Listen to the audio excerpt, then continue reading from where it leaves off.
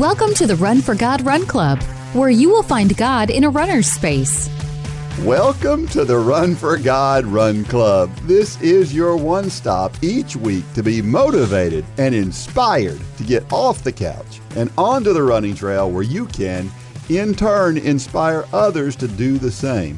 Let's learn, laugh, and leap into running together, giving God the glory for what we're able to do in His name. Amen.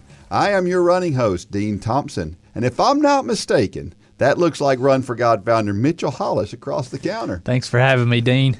Of course, with my vision, I could quite possibly be wrong. I would agree with that. The vision is not what it once was. Of course, my vision's never been great. Well, you know, we do a Bible study every night on our bed at home, me and the wife and both kids. And guess what I'm wearing now? I'm wearing readers at night now because tell you what, these new King James Bibles, it seems like the print's keeps getting smaller and smaller, or I'm getting older and older. Yeah, I think it's the latter, not the former. Yeah. You know how I found out that I needed glasses? How's that? I played baseball when I was a kid, and all of a sudden I went from a really good batting average to a really bad batting average, and I realized it was because I couldn't see the ball. See, that's very similar to mine. I was actually, I think, in the 7th grade, and we were at Atlanta Hawks basketball game with our church group, and there was a girl sitting beside me, and I was just kind of joking around, probably flirting, you know. And I said, "Let me see your glasses." And I put this girl's glasses on, and it was like, where did you get these? I could see the numbers on the play. I mean, I'm like a negative 2.5 or so, which I know is not a ton, but I had been going around for years with that kind of. It's one of those things you just don't know until you know. That's I remember the. I mean, first there's time. a message there. There's a sermon in that, yeah. But you just don't know till you know. So yeah, that's it sounds like you found out kind of the same way I did. It was just kind of an accident. Oh yeah, I remember very vividly putting on that first pair of glasses and going, "Wow, there's stuff over there." Yeah.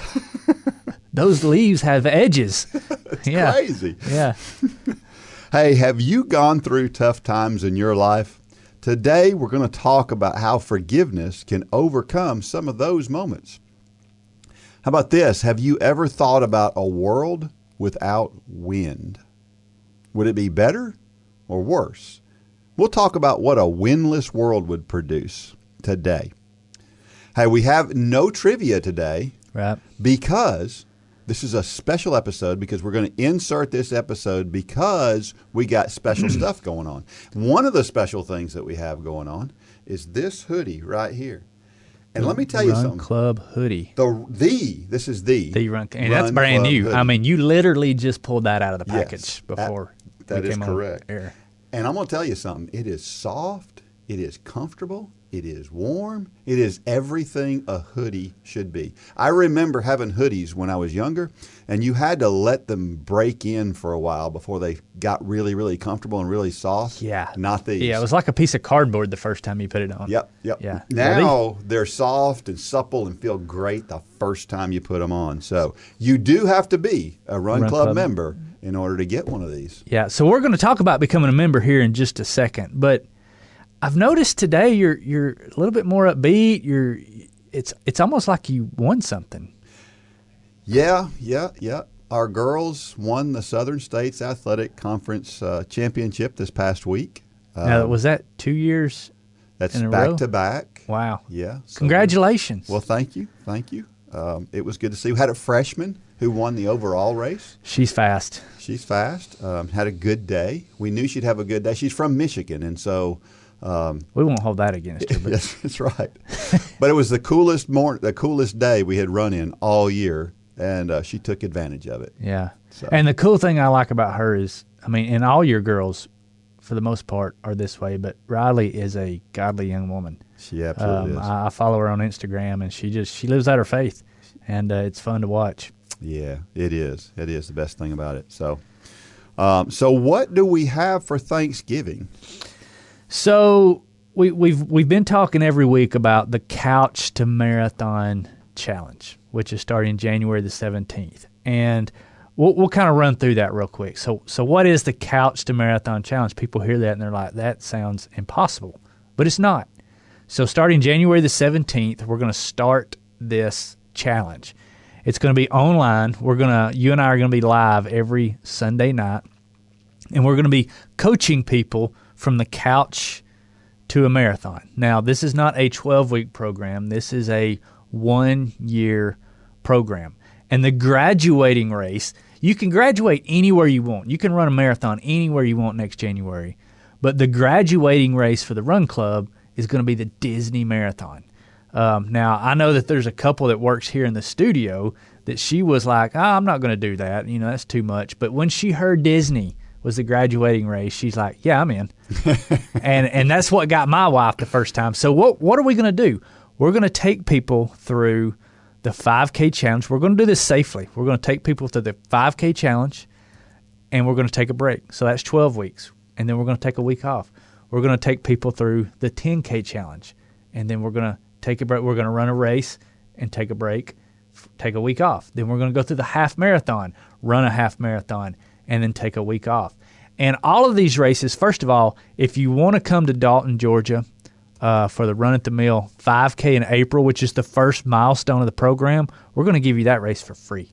For free. It's not going to cost you anything as long as you're a member of Run Club and you're signed up for the Couch to Marathon Challenge. So we want everybody to come to Dalton. If you can't, we understand. Find a race in your community. But if you come here, we're going to give that to you free. We're going to have a get-together and just talk about everything, and it's going to be fun. So we have started the promotion. We started the promotion back at the beginning of November, if you remember. Dean, we've had over 2,000 people have signed up to get more information. Praise God. But there's a peculiar thing going on. Not all of those 2,000 people have signed up to become a Run Club member and signed up for the actual challenge. And why would they not?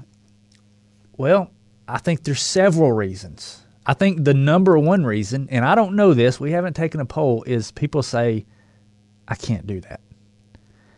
The number two reason is they're procrastinating. I do this. It's just, this is no different than a race. We've already said come mid-January or second week of January, we're going to get slammed with the registrations because it's going to be like a race. If you've ever put on a race, you know that you're worried to death until the last week, and then all the registrations come in. Well, we don't want that to happen because there's so much cool stuff in Run Club outside of this program. So we want you to get signed up now. So starting today, Monday, the Monday before Thanksgiving, if you go ahead and sign up, and you sign up for the year subscription, which is usually 27 cents a day or about $99 a year, we're going to give that to you for 25% off. If you sign up between now and Cyber Monday, this is the only time this sale is going to be available. You can sign up for $74.99. So for all of you people out there who are needing that reason to take the plunge, to sign up, and there's no better way to commit than to sign up for things, right? That's right. So for this week only, you can sign up and save 25% on your registration. And it's going to close, and we're not going to reopen this. The 27 cents a day is an incredible deal. So if you're out there and you're saying, well, I signed up when it was $90-something, don't feel bad because that's incredible. We're just trying to get these people who are on the fence, we're just trying to get them to come on over because we know what it will do for them. We know that it would change their life mentally, physically, and spiritually. We know that. And so if you're listening, if you can hear my voice right now and you haven't signed up to take the Couch to Marathon Challenge, which means you have to sign up to become a Run Club member, do it today. You could save 25%, and this is the only week that this sale is going to happen. Well, and I'm over here doing some quick math, and I want you to think about this. This is actually, yes, it's 25% off the yearly membership, but it is 40% off of paying month to month. Sure. It's 21 cents a day. Yeah. How big of a deal is it? 21, less than a quarter a day. Yep. And you can be part of a journey that is going to change your life. If you focus on it, if you commit to it, one thing I can guarantee, I don't make a lot of guarantees, but one thing I can guarantee, it will change your life. Absolutely. And that's not because of anything you and I are going to do. We're just going to simply talk people into doing this. Mm-hmm. But what God is going to do in your life spiritually, and what's going to happen to your body and your confidence physically and mentally, there's nothing that can touch it. Nope. So please, we want you to join. I would like to see nothing better than us to show up at Disney World with 1,000 runners wearing Run for God shirts. Amen. Think about the message that we'll send to those 40, 50, 60,000 runners. I don't even remember how many it is, but it's tens of thousands. It will be an obvious force. Imagine one out of every 20, 25 runners have on a Run for God shirt. Man. Isn't that awesome? That's going to be incredible. And I think we're going to hit it. I think we're going to hit 1,000 runners. Yeah. We may go more than that by the time it's over with. Yeah. But that's kind of been our soft goal, is 1,000 by the time we start. And we're well on our way right now because people are signing up like crazy to get information. Yeah. And if you click and you give us your email, that's more than just a casual look.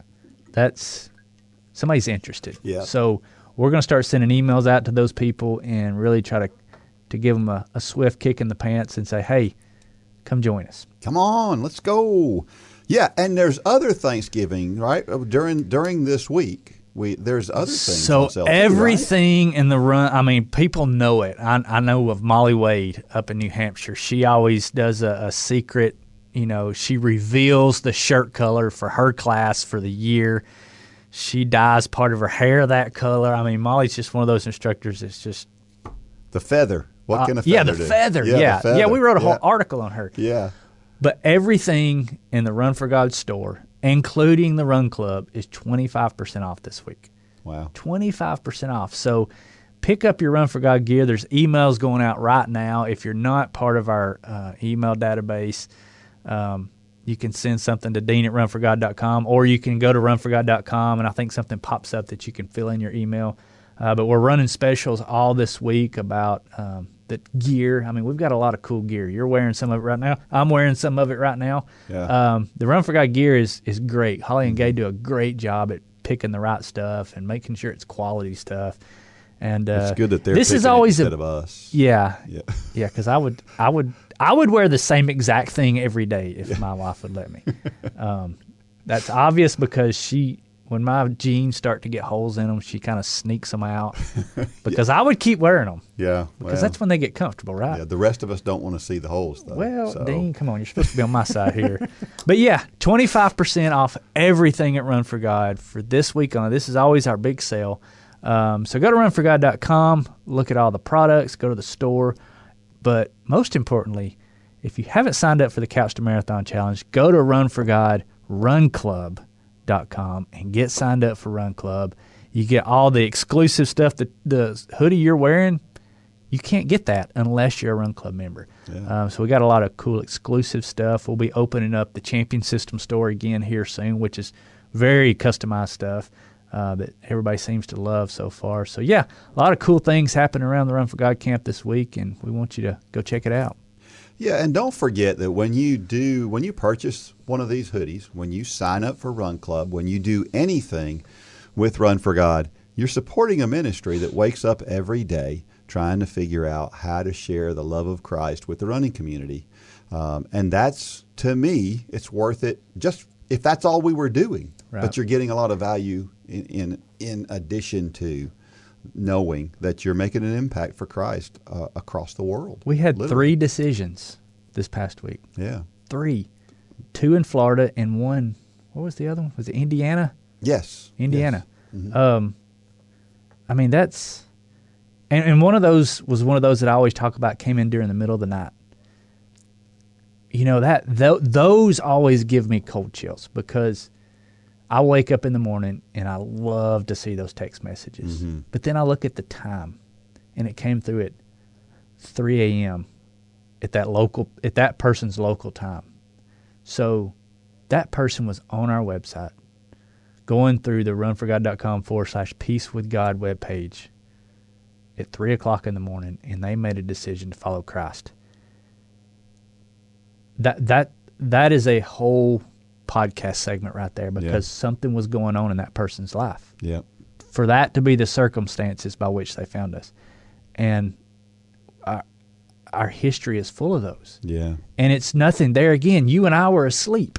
That's right. It's not what we're doing. It's what God is doing through this ministry. And everything you do, whether it's buying a sweatshirt, a T-shirt, or joining Run Club, it supports those efforts. So if you join for that reason only, if you join for the reason of just getting the text when somebody makes a decision to follow Christ, I've had plenty of people tell me it's worth it just for that. Amen. Amen.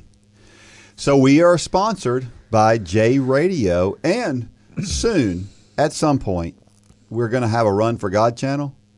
Do we need to tell them why we don't have a Run for God channel at this point? It's my fault. Yep. I have not got my playlist up, and I have a strikeout list. So if you're watching on YouTube, you can see it here. I have about 15 of these books through the years, and once it makes it on the strikeout list, it will get done. Because I am OCD type A, and I don't like to get at the end of the day and see something not struck out.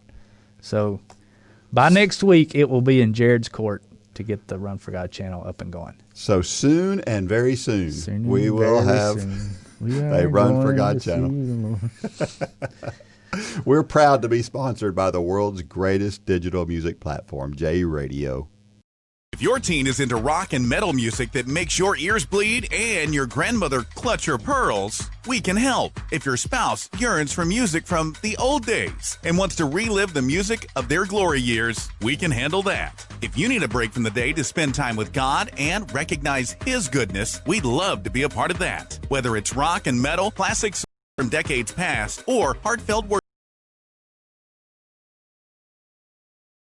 radio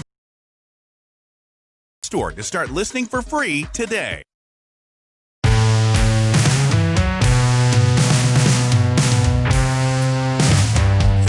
All right, we're back, and don't forget that you can send questions, messages, whatever it is that you want to do to communicate with us. You can send it to dean@runforgod.com. If you don't know about us, go to runforgod.com to learn more. Mitchell just mentioned runforgodrunclub.com as well. There's all sorts of stuff there. Go check it out. Become a member. And don't forget, we'd love to hear your story. And you can submit your story at either one of those locations. Excuse me. We had an interesting discussion this past week. We mentioned that we went to our conference championship, and every week, every time we have a race, we usually have some kind of a talk, right, the night before. Our talk this time was this. I brought out a rope, a 100-foot long rope, and I put blue pieces of tape on that rope. And each one of those blue pieces of tape signified an important time in my life, something that I recalled along my life. And I showed them these pieces of tape and how important those pieces of tape were to me, whether they were good or bad. They were memories that I had, and how much of my rope was left to make more pieces of blue tape. And then I brought out a second rope, and I showed them that their lives, they've got a lot more rope left. And they've had some achievements along the way, and they've got blue pieces of tape as well. But their opportunity, of course, in the conference meet was to make a new blue piece of tape. And so I thought it was cool to talk about our life events and how important things are and how we create those events. But this idea came from something you shared with me years ago. I remember there was a rope laying in your office, and that was a big long white rope and had a little red piece of tape on the end of it, and it signified eternity. The rope signified eternity. The red rope, the red part, was the part that signifies our life and how short it is. It was such a great discussion to have, and I was able to share that with them as well. The other one, and I just think that's a cool discussion. A cool analogy to look at this rope versus whether it's the eternity rope or it's our life rope, and realize that we have we have an end to our rope at some point in time as far as this life goes. The colored part, yeah. The colored part. And we have an opportunity to do those things. So this Couch to Marathon program is a chance for a bright blue piece of tape on your rope. Yeah. So, and just to be clear, that my example with the red tape, that wasn't mine. I borrowed that. I think Francis Chan was actually the one I saw do that. But yeah, it signifies, a few weeks ago we talked about we struggle with grasping what eternity is. And we said, let's just say 37 billion years. And that's the whole exercise of that rope is you look at this small little red piece of tape, and then in Francis Chan's example, he actually wrapped it around the room that they were in, and people were holding it, and that represented eternity. But even that doesn't grasp it, but it helps you get a picture. It helps you put a number. This rope's 200 feet long, and our life is 1 inch of that. Yeah. And so yeah, it's a great illustration. That's awesome that you shared it with your girls. Yeah. It was a good day. So our story this week comes from a precious lady, and many Run Club members probably know the lesser half of the Lewis union. Sorry, Darren. Sorry, Darren. Yeah. But he knows he it. married way over his head. He knows that, just like we all did. Yes, he did. Yes, absolutely. I remember a nurse that worked for me one time, and I remember her telling me this story about how when she was a little girl, that her grandmother, when she was going through a tough time, her grandmother would say, God won't put more on you than you can handle. Mm-hmm. And she would cry, and she'd go, but I think he's got me confused with somebody else, which is interesting. And so Wendy Lewis from Ooltewah, Tennessee, shares this story, and she talks about that in her story. God says he never gives more than we can handle. I'm sure we all have often wondered if God was kidding. When I was 16 years old, I thought life has got to get better than it was at that time. I remember one particular day very well. It was a cool fall day, and my father decided to take my mother, my younger brother, who was only 9 at the time, and myself, at the age of 16, on a road trip to Chattanooga for dinner to start our weekend. It was a unique evening in that my father was a blue-collar owner of a paint and body shop near Fort Payne, Alabama, and rarely took us out for dinner, much less over 1 hour away. He was absent more than he was present for most of my childhood, and I can count on one hand how many recitals or special events he attended during my upbringing. Being the breadwinner of a family has its own set of challenges. I learned more about that sooner than most girls my age. Our return trip home that evening ended with us screaming with our car windows closed as my father pulled into our circle drive. Seeing your house completely engulfed in flames will not only knock the breath out of you, but part of me died after seeing our home go up in flames, which was deemed a total loss. Often, when you're running your race, your rhythm of breathing changes, and you ask God for strength to press through that, and how he answers those prayers. Material things are here today, and we realize that they can be gone tomorrow, but God's love is eternal. And he healed this kid's broken heart. He did that when he saved me 3 years prior. After that day, it was only a couple of nights that my father would share time under the same roof with his family. God never abandons his children, but my earthly father certainly did.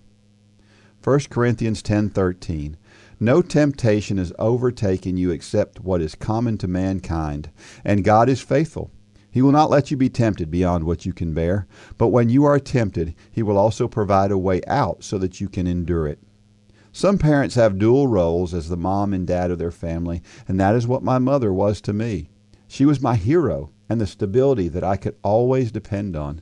I learned at a young age that if you want your life to change, it can change quickly. Much like the struggle you may be feeling today, God has the ability to comfort, provide answers, and peace in a world that seems to speed by too quickly. How can one deny that he exists?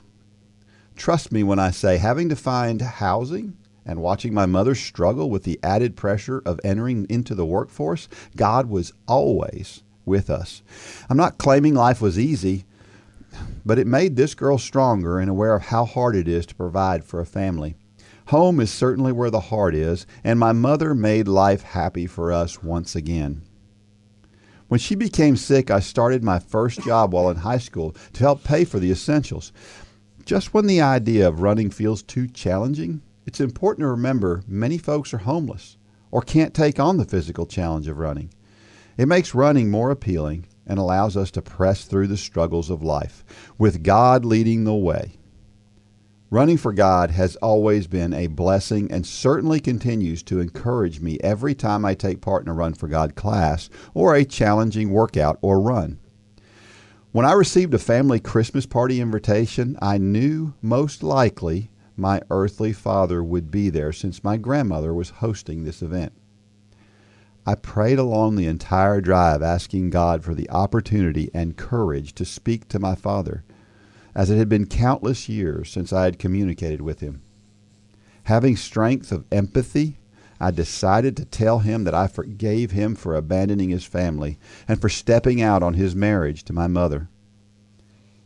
He immediately cried and hugged me for starting that conversation. Forgiveness is a powerful gift that allows us to accept God's grace and move forward with our lives. I'm very thankful for forgiveness and for allowing God to guide my steps. My prayer is that you will do the same and offer forgiveness to someone who has wronged you. Wendy, that's an incredible story. I'm sure that was not an easy one to write. I'd say there's a lot of folks listening to this who can identify with this story or need to hear it. I can. Yeah. I mean, my situation with my father was very similar. Mm-hmm.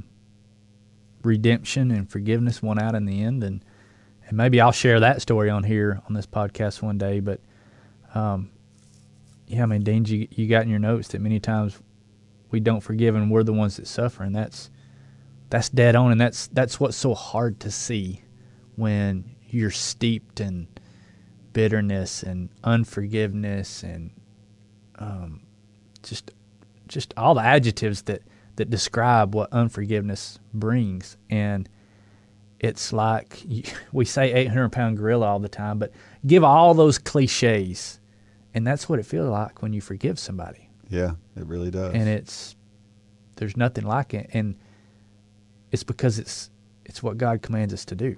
Yeah. Like I said one time on a former podcast, God commands us to forgive everyone, every time, for everything they have ever done against us. And that's hard. It's very hard. It's very hard. But it's so worth it. Yeah.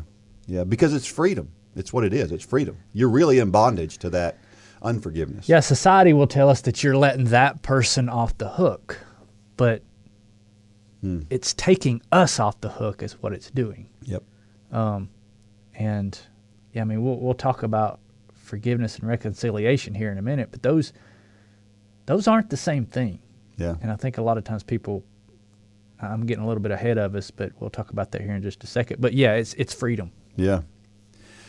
First scripture passage, Deuteronomy 31:6. Be strong and courageous. Do not be terrified or afraid of them, for the Lord your God is the one who will go with you. He will not leave you or abandon you.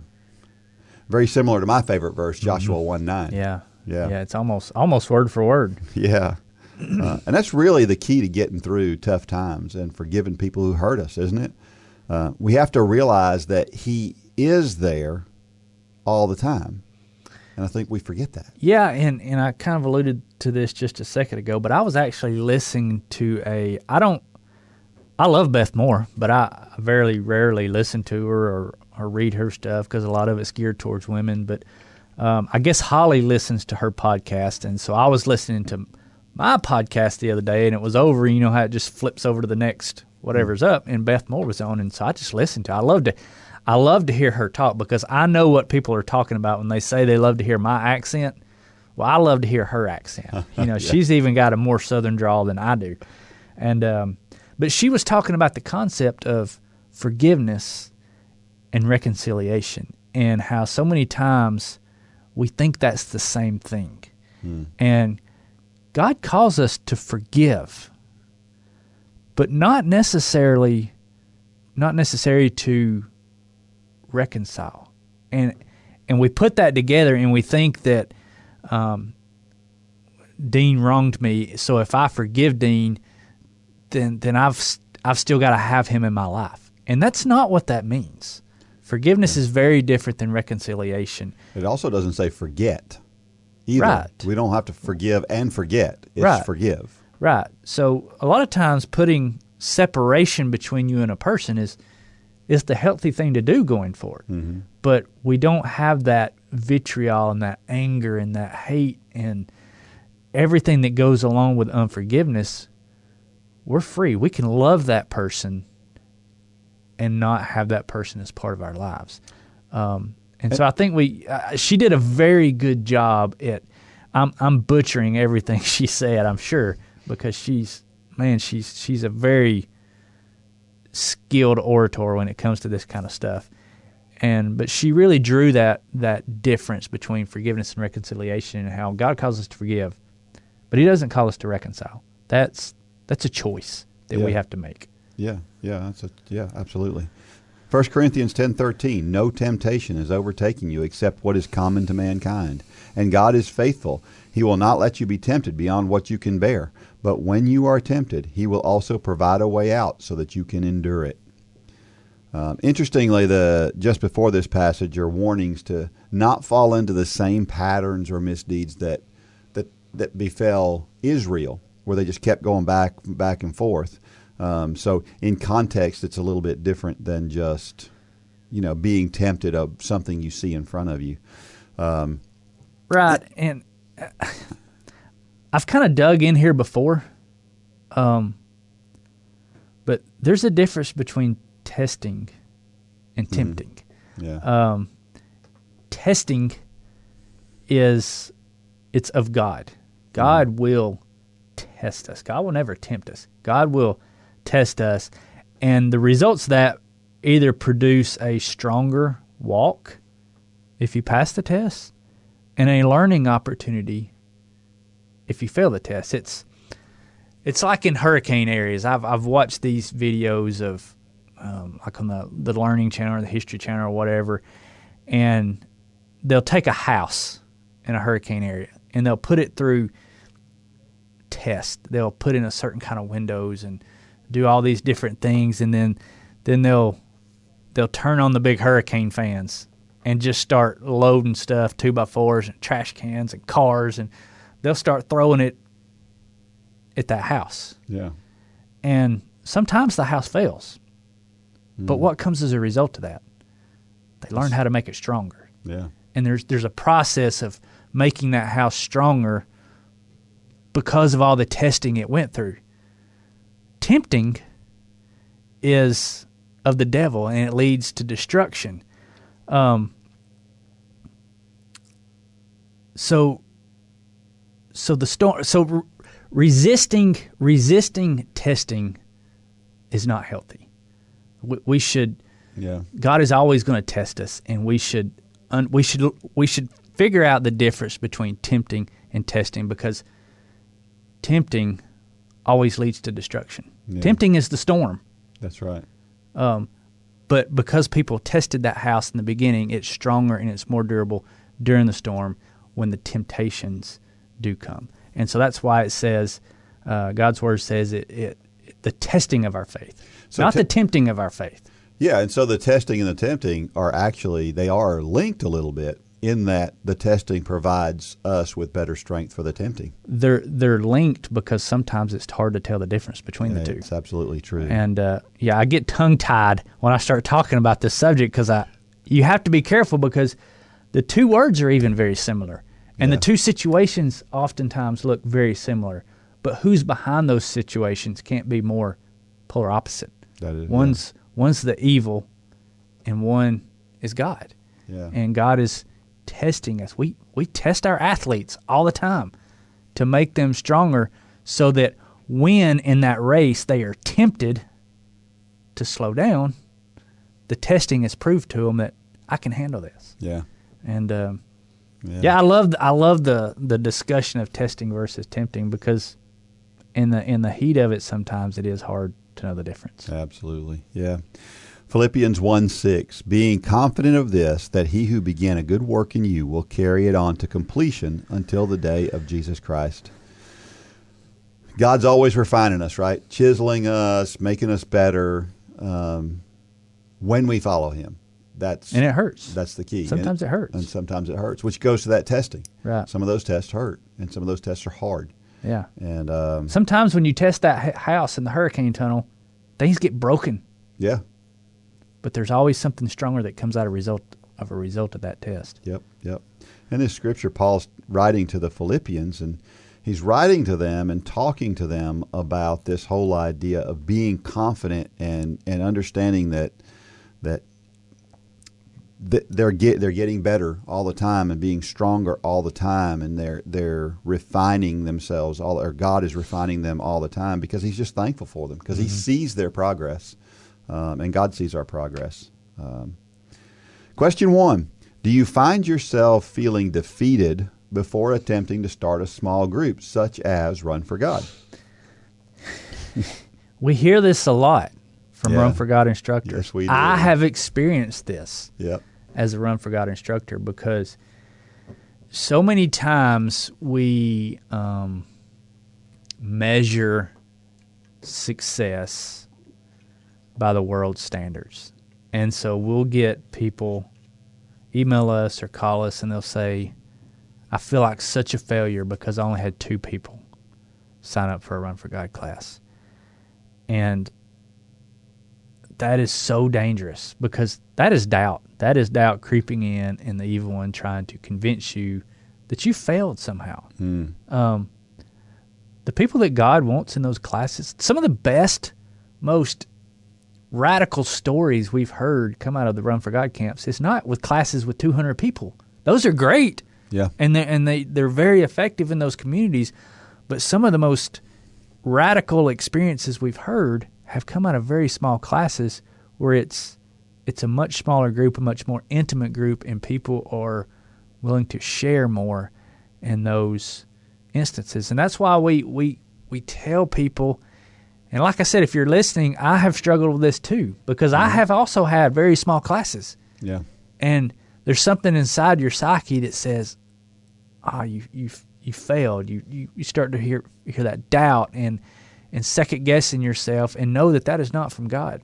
Yeah. Because some of those, my very first Run for God class had 16 people in it. And it's by far the best class I've ever had. Yeah. By far. Because of the relationships that were formed in that class are still strong today. Yeah. Yeah. Well, last night, we were doing something else at our church, and we were talking about, and I wish I could remember the fellow's name, but you know how I am with names. I can't remember names to save my life. But a guy back in 1850 who began, actually this guy was an evangelist. He went from door to door, and he was just getting nowhere. And he felt like he needed to do something different. So he puts out all these flyers and everything and says, I'm going to pray for revival in our area, and I want people to join me. And so this comes, the day comes, he shows up. You know how many people showed up? 0. Nobody showed up. But you know what he decided to do? He decided to be faithful and to continue to pray. And as he prayed, about 30 minutes later, one person showed up. A little while later, another person showed up.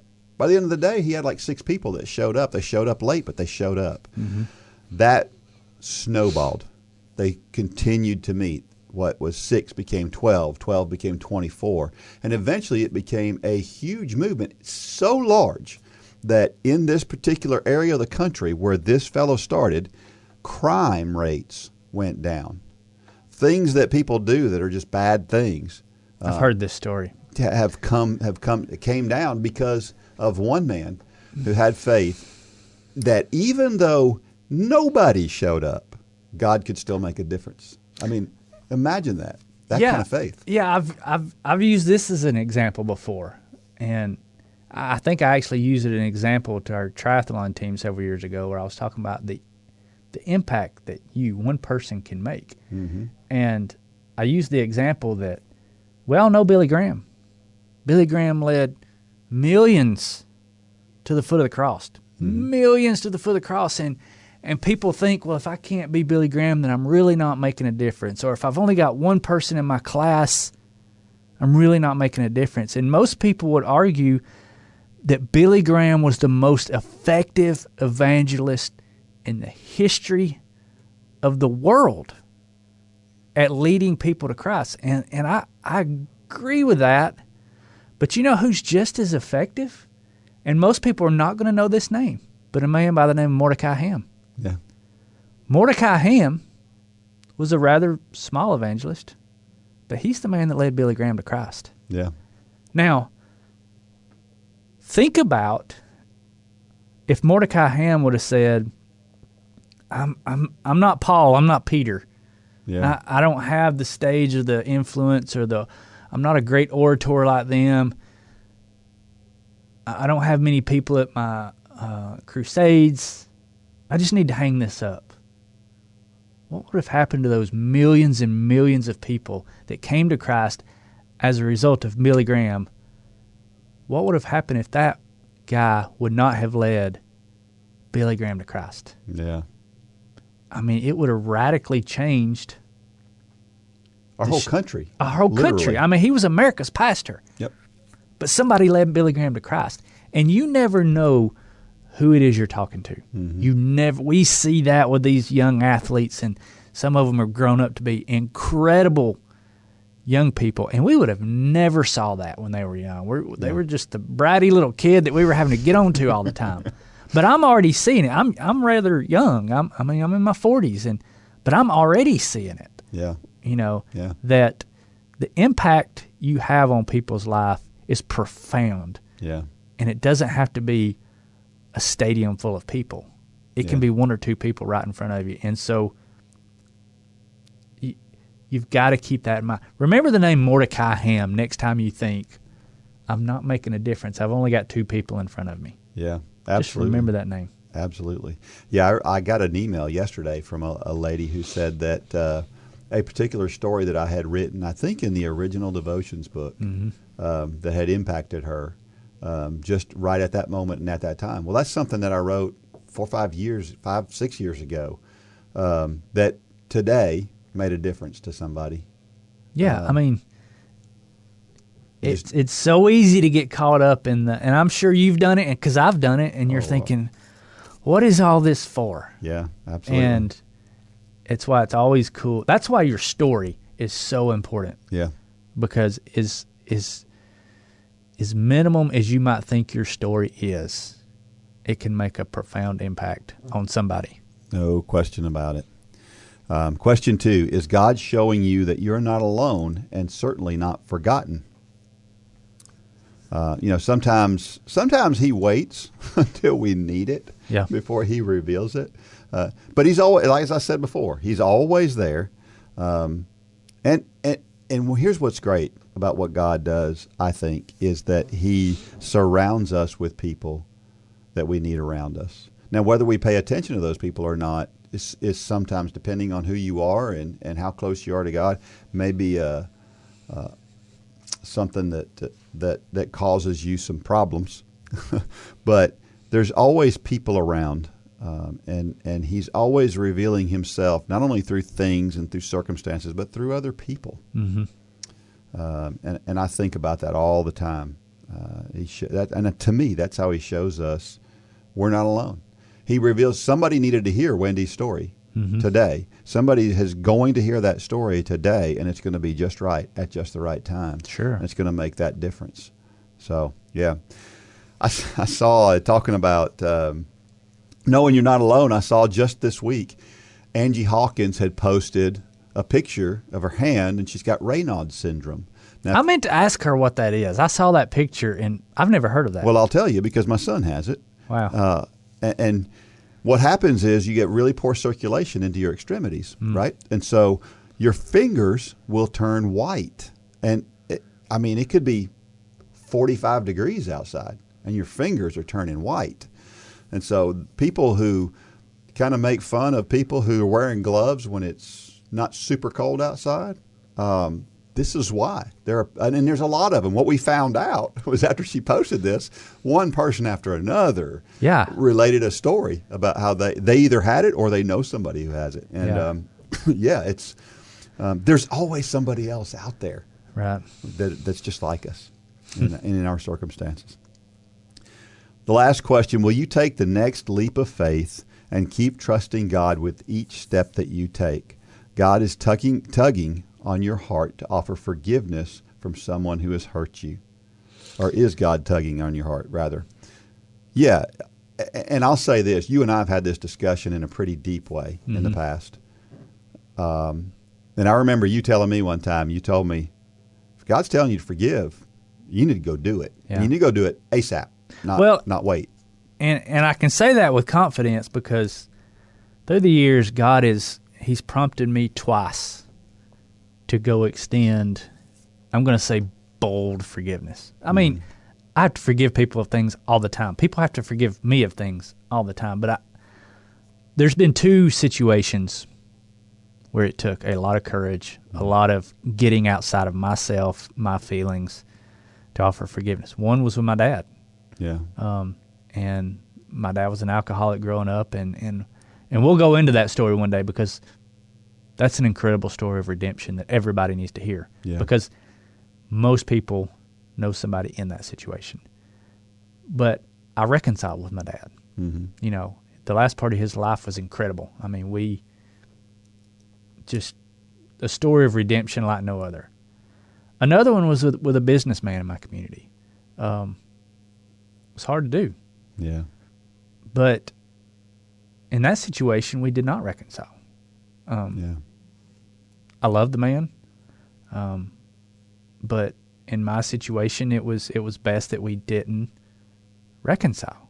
But the forgiveness was there, and when I walked into his house and extended forgiveness,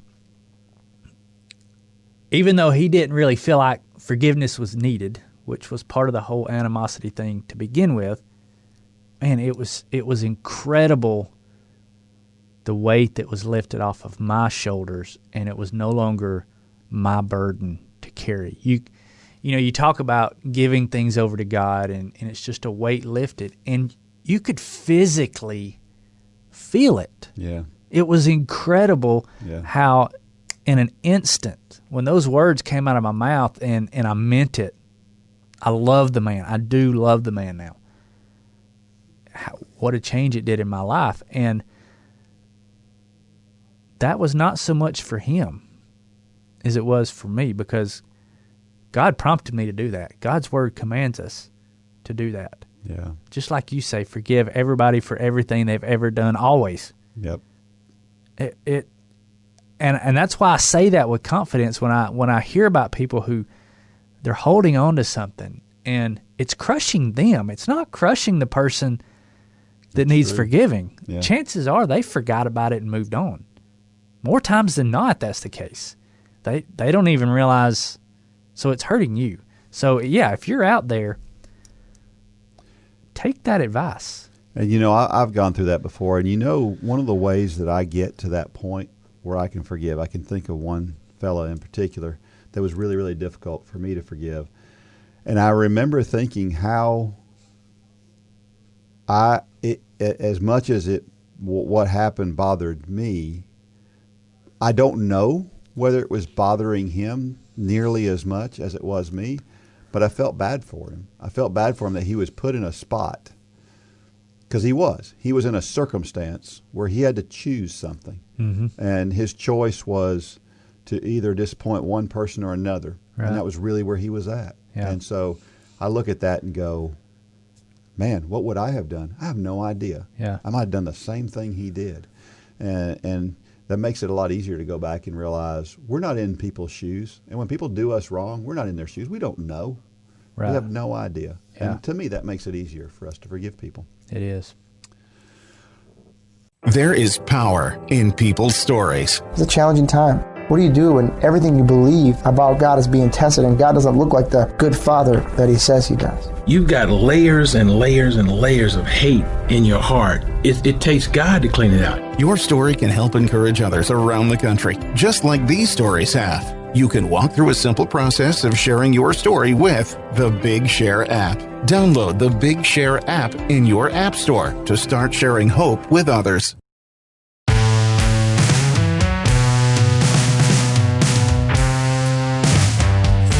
All right, it is time for Dean's Thoughts, and that's a time when I share something that I've written about the intersection between running and faith. And this is kind of a throwback because I wrote this story a while back, and I thought it would be a good one to share. It's in the Dean archives. These are the archives. That's right. You've got so many thoughts that you have an archive. That's sad. There's going to be a museum about you one day, Dean. Dean's Thoughts, yeah. Wow. The unopened archives. Oh my goodness. It'd be like those those records that the unheard Beatles tapes. Right. Yeah. The unheard Dean's Thoughts. I can see it one day. Oh my goodness. What would happen if we didn't have any wind? You ever thought about that? Would life be better? Because I don't like wind. I was doing a workout on the track the other day. I literally ran, what was it? I think 59 or 60 laps on the track. Okay, between warm up, the workout, and there was a lot of wind that day, and it was miserable. Was that you did that workout right after Lane was there? Yeah. Yeah, Lane complained for 2 days about the wind that day. Yep, it was tough. It was a tough wind, but it made me stronger. Mm-hmm. And let me before I reveal what I wrote here, Facing the Wind, it's called.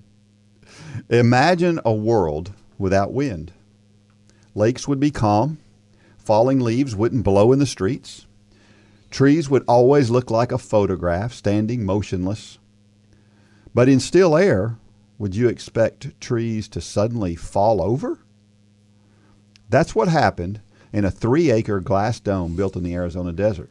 The trees growing inside a huge windless bubble called Biosphere 2 grew faster than normal until suddenly collapsing under their own weight.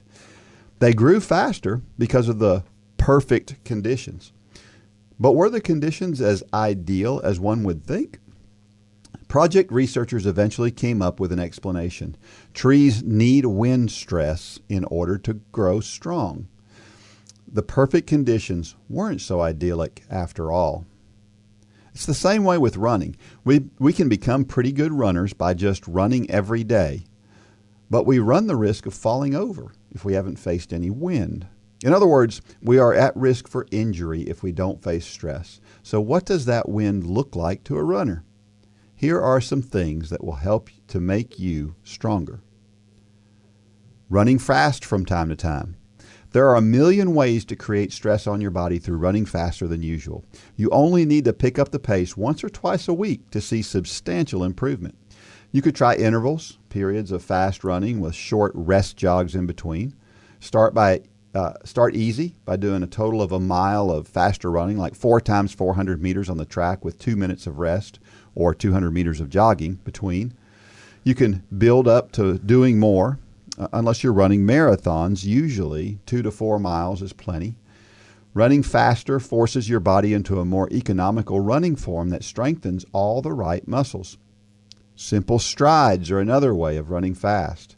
At the end of a regular run, throw in 6 to 10 repetitions of 100-meter long near sprints. Run relaxed at a fast pace that is not a full sprint, but pretty close. Wait for your breath to return to near normal before or in between each rep. Hill training is another one. There may be no better way to find running strength than through hill training. Frank Shorter calls it speed work in disguise. Once again, running uphill forces your body into a more economical running position that is much easier on your joints while at the same time being tougher on your running muscles.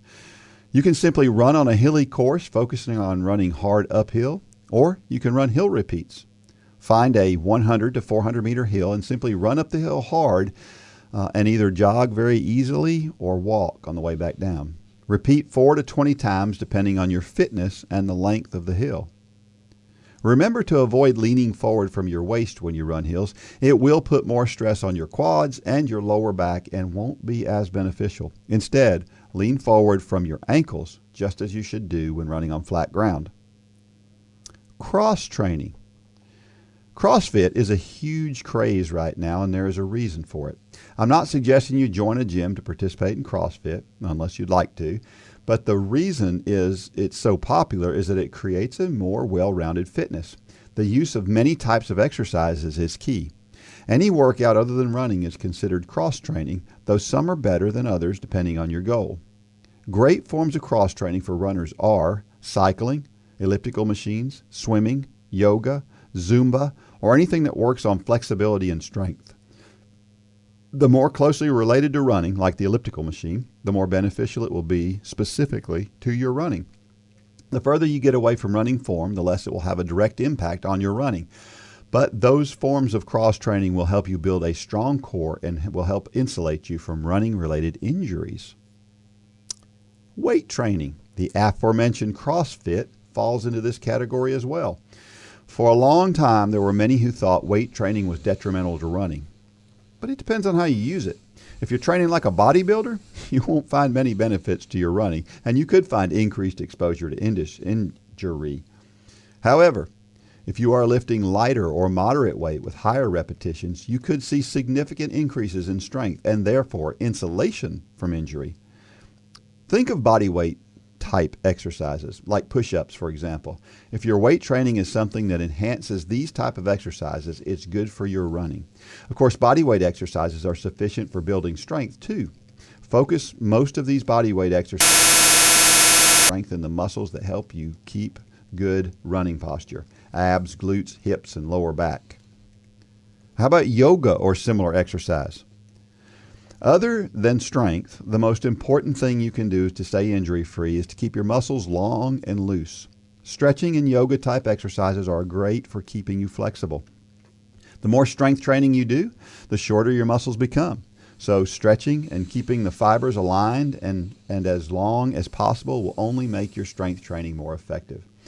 It seems that very few runners take the time to stretch after workouts, but the ones who do have a much better chance of remaining on the run. Don't miss the opportunity to be stronger just because you don't want to take 5 minutes after a workout to stretch. Just like a tough workout will stretch the limits of our body, Satan will test the limits of your faith. If your faith is strong, it will be easier to resist the temptation he exposes you to every day. The strength training that comes from a firm foundation of biblical knowledge and an intimate relationship with the one and only true God. The extra time we take to make our bodies stronger and to avoid injury is well worth it. Isn't the extra time we spend with God in the Word and in prayer even more important to our well-being? That's an awesome story, Dean. You know, I mentioned to you on the way up here that it's funny how a lot of these times your story and the story that was submitted just line up perfectly. And this is another case of that. It's, dead on. It's a great story. Yeah, being fit, to be fit, it means using any kind of resistance, right? Anything that we do to be fit means we do something that causes resistance on purpose. Running is a resistance exercise. Mm-hmm. It's us jumping, landing on the ground, jumping again. Mm-hmm. That's all it is. And so muscles get bigger with resistance, and we get faster. And so that's what all of this stuff is. We've talked about this a lot, but why is it so easy for us to understand that trials, struggle, strain is a good thing for us in most of our life? We understand it. To become a faster runner, you have to learn to hurt. To become a better weightlifter, you have to hurt. I talked with this in my small groups last Wednesday night in church. To become a better anything, I went around the room and all the guys in my small group are athletes in high school, and I talked about what is the hardest thing you've ever done in your sport. And they all could very vividly point to something and directly correlated with that with how that's made them better in their sport. But when we come to our walk with Christ, or our run for God, and I'm pointing a finger right here at me, we bellyache and we whine and we cry when it's hard. And reading this made me think of James 3, and it says, "My brethren, count it all joy." Yeah. Joy when you fall into various trials, knowing that the testing of your faith produces patience or endurance. Every version of the Bible has a different word right there, but it's patience or endurance. We understand as runners, as athletes, as, we have to go through struggles in our jobs sometimes, worry to make a breakthrough. We get it. Yeah. But why in our walk with Christ, it's like sometimes we forget when we're in that, whatever it is, and we say, why, God? I mean, when you're doing those 10 miles of repeats on the track, whatever you just described a while ago, I doubt at any point during that run, when it was hurting like crazy, you were looking up saying, why, God? Why am I having to do this? Right. You're right. But you don't. You're like, I get to do this. Yeah. And Paul, count it all joy when we fall into various trials. Yeah. I don't know. Well, and it's sort of like this whole idea of these trees with no wind resistance or no wind fall over. Our bodies are the same way, and our spiritual lives are the same way. If we leave them alone, and if we just let them stand there and not do anything with them, they're going to atrophy, and they're really seriously going to fail us. Yeah, and I had never heard about that bubble built wherever you said it was built. I mean, that is fascinating. And by the way, I said James said that, count it all as joy. But yeah, I had never heard about that. But that is so interesting that sometimes we think perfection is what we need. Yeah. And perfection many times leads to complacency. Yeah. We don't grow when things are perfect, just like a tree. I had never heard that, and that was an incredible story. Yeah. So we should all be saying, give me something hard, right? And then we can feel more accomplished in the end. Yeah. If you've ever participated in any sport, you've probably met a great coach. Great coaches inspire us to do more than we ever thought possible. You can be the leader that helps others achieve things they never thought possible. Yes, you have the ability and the opportunity to be that person. All you need is a heart to help people and the ability to follow a plan. The Run for God 5K Challenge will come ready to help you inspire those around you. The step-by-step guide will direct you how to plan, pray, and train people both physically and spiritually. You can help them become more fit in their health and in their walk with Christ. Share your passion. Go to runforgod.com to find out how to inspire others to accomplish big things.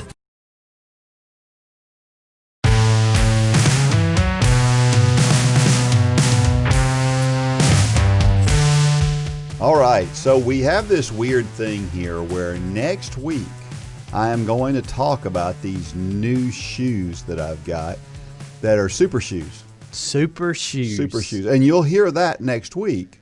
But I have run a second workout in the super shoes. And my review is not quite as positive with the second workout as it was the first workout. Maybe I was just really excited the first time. I don't know. But I ran a second workout in these shoes. It didn't go as well. Now, it didn't go poorly either. I don't want you to read that wrong. But it wasn't as crazy, over the top, spectacular as the first time. So, well, I'm excited to hear your review. Yeah, well, it's coming next week. I'll give a good review next week. So stay tuned. Stay tuned. So here's why running is awesome. Better vitamin D, right? In this day and time. Spending time in the sun increases our vitamin D. Mm-hmm. We all know that. And vitamin D has been proven to help us with our immunities. It's something that's very important to our immune system. And in this day and time, we know that our immune system being strong is extremely important. Sure. So, of course, if you live up north, we're sorry.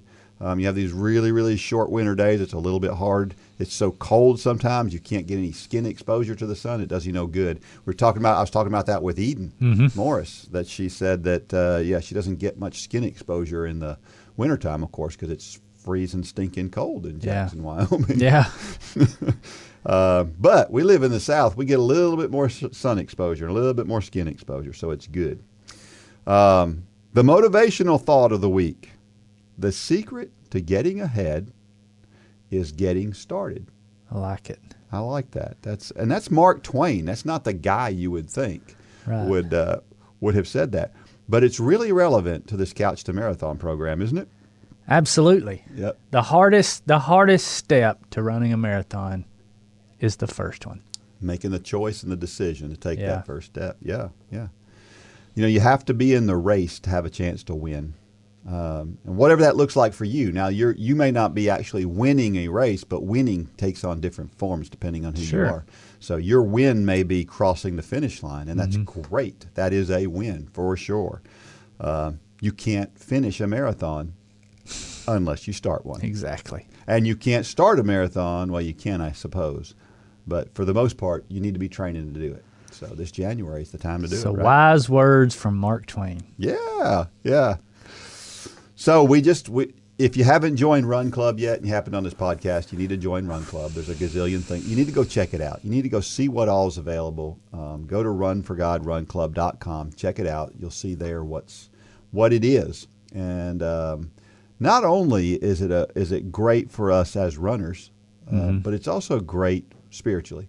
And so we hope that that's what we're doing, is we're bringing both of those ingredients into people's lives. Well, and if you're out there and you're thinking, can you really get motivation from an online club? Yes. I am over the top excited to get this training program started in January for me.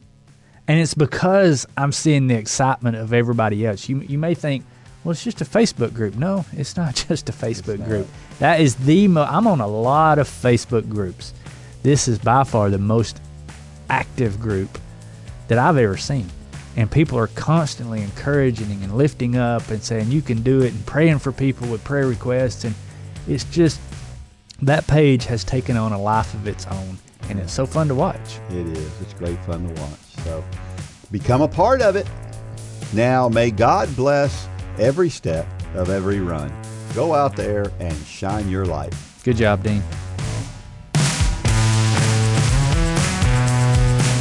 For more information about the Run for God ministry, go to runforgod.com. If you have questions about your salvation, click on the Peace with God tab. There's nothing more important. Thanks for joining us today.